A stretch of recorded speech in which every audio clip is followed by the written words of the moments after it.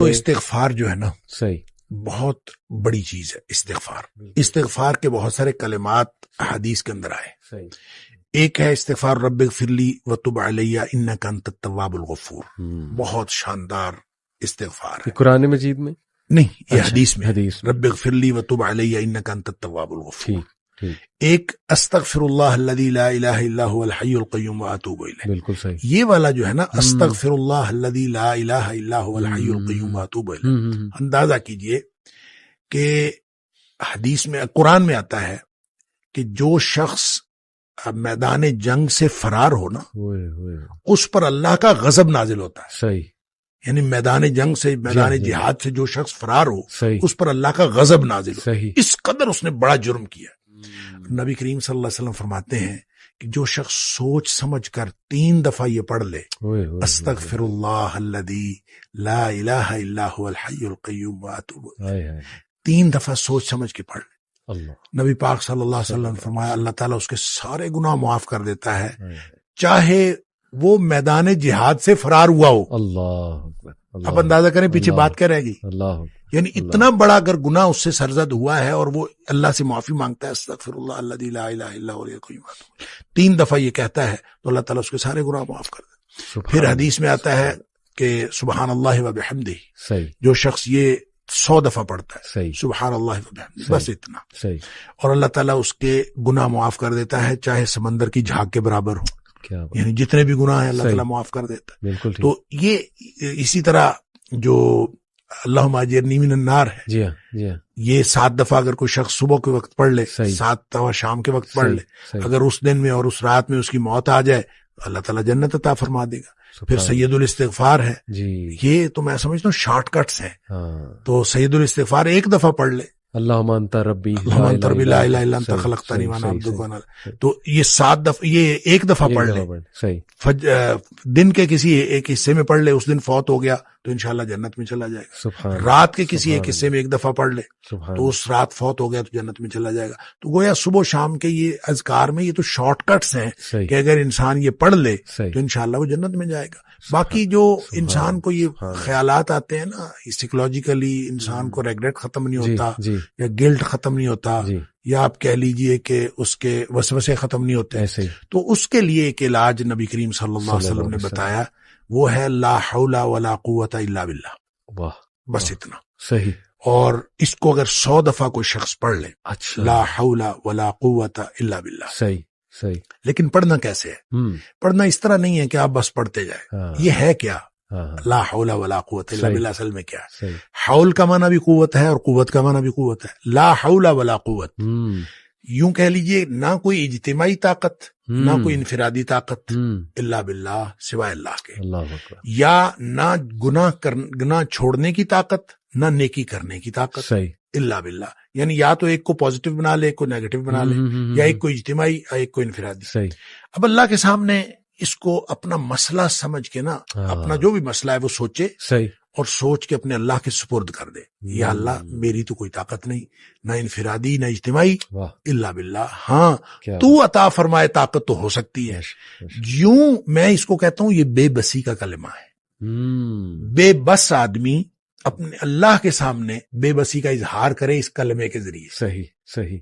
تو پھر یہ نبی پاک صلی اللہ علیہ وسلم نے فرمایا، جس شخص نے کہا تھا نا مجھے وسوسے آتے ہیں، جی، آپ نے فرمایا لا حول ولا قوت الا باللہ پڑھا کر، تیرے وسوسے بھی ختم ہو جائیں گے، اور اس کے علاوہ اللہ تعالیٰ تیرے 100 مسئلے حل کر دے گا. واہ واہ. آپ اندازہ کریں ایک شخص کے 100 مسئلے ہوتے نہیں ہیں. 2 نہیں تو 4، 4 نہیں تو 6، 6 نہیں تو 8.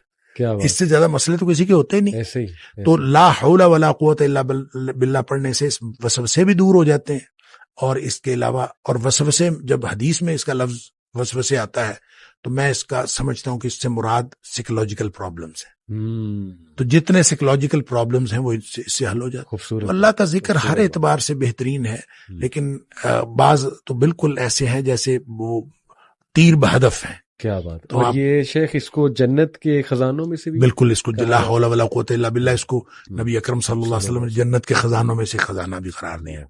اور جس کو جنت کا خزانہ مل جائے اس کو اور کیا چاہیے. آپ کو شاید میں نے یہ واقعہ پہلے سنایا ہو. جی.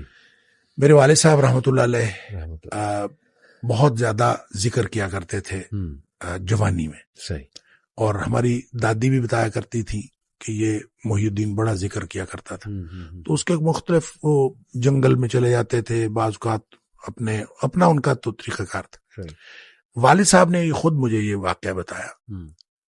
وہ کہتے ہیں کہ مجھے ایک دفعہ یہ حدیث نظر سے گزری کہ جنت کے خزانوں میں سے خزانہ ہے لا حول ولا قوت الا باللہ. تو کہتے ہیں میں نے اس کے بعد باقی سارا ذکر جو ہے کم کر دیا. اچھا.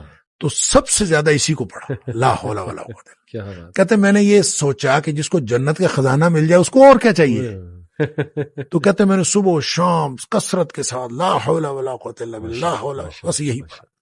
اصل میں یہ بات والد صاحب نے مجھے اس سوال کے جواب میں بتائی تھی کہ والد صاحب نے کبھی بھی دنیاوی طور پر کوئی کاروبار کوئی جاب نہیں کی. اچھا. نہ کوئی کاروبار کیا صحیح، نہ کوئی جاب کی. صحیح صحیح. 16 بہن بھائی ہم تھے جن کو پالا ہے انہوں نے. ماشاء. تو میں نے ایک دفعہ ان سے پوچھا تھا کہ ابا جی آپ کو کبھی زندگی میں کاروبار کرنے کا خیال نہیں آیا؟ ان کا آیا تھا. ان کا کاروبار کا خیال آیا تھا جوانی میں. پھر انہوں نے یہ واقعہ بتایا. ان کا جب یہ میں لا حول ولا قوت الا باللہ بہت زیادہ پڑھتا، اس سے پہلے کہتے ہیں میں سوچا کرتا تھا کہ میں کوئی کاروبار کر لوں. تجارت کہتے ہیں مجھے بہت پسند تھی، اس لیے بھی پسند تھی کہ نبی پاک صلی اللہ علیہ وسلم کو تجارت پسند تھی، اور اس لیے بھی کہ نبی پاک صلی اللہ علیہ وسلم فرمایا اس میں بہت زیادہ برکت ہے. کہتے میں سوچا کرتا تھا، کیا نہیں کبھی.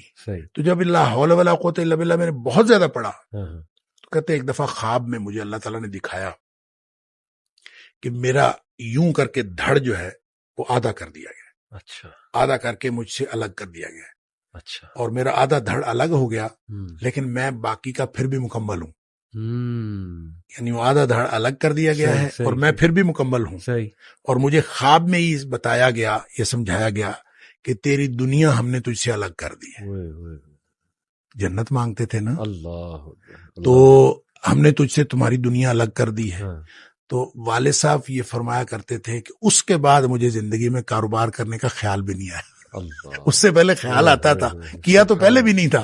اس سے پہلے خیال آتا تھا، اس کے بعد کبھی کاروبار کرنے کا خیال بھی نہیں آیا. کیا بات ہے. یہ کاش کی باتیں ہمیں سمجھ لگ جائیں. میں بس ایک اور چھوٹا سا واقعہ آپ ہی کی اس بات سے یاد آ گیا. خالد بن ولید رضی اللہ تعالیٰ عنہ، آئی تھنک یہ جو رومیوں کے خلاف جنگ تھی اس میں وہ اکیلے ہی نکل جایا کرتے تھے، اور یہ ان کی عادت تھی اکثر پیٹرولنگ کرنے.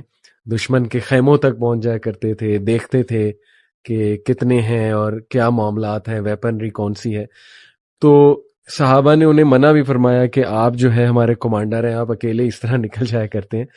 تو انہوں نے اس موقع پہ ایک بات کی کہ کیا تم نے حدیث نہیں سنی؟ اللہ کے نبی صلی اللہ علیہ وسلم نے فرمایا کہ وہ انسان جو اللہ کا ذکر کرتا ہے اور جو نہیں کرتا اس کی مثال زندہ اور مردے کی. انہوں نے کہا یہ سارے مردہ ہیں، میں زندہ ہوں. میں تو اس لیے وہاں پہنچ گیا. تو شیخ یہ اگر ہمارا بلیف بلڈ ہو جائے ذکر میں، ایمان کی بات، اور یہ ایمان ہمارا بلڈ ہو جائے تو میرا خیال سارے مسئلے حل ہیں. اور بس اختتام یہاں پہ کرتے ہیں شیخ، جو آپ نے وہ بدو کی بات بتائی کہ کیا اس کا گمان تھا اللہ رب العالمین کے بارے میں کہ اس نے کہا کہ یا رسول اللہ میرا حساب کون لے گا؟ تو اللہ کے نبی نے کہا اللہ لے گا. تو وہ جمپے مارتا ہوا گیا. اس نے کہا بس پھر تو پھر تو میں بخشا گیا. پھر تو میں بخشا گیا. سبحان اللہ. شیخ اللہ آپ کو بہت خوش رکھے، اللہ آپ سے راضی ہو. آپ کا یہ اللہ تعالیٰ سب کو مضبوط ایمان نصیب فرمائے. آمین آمین آمین.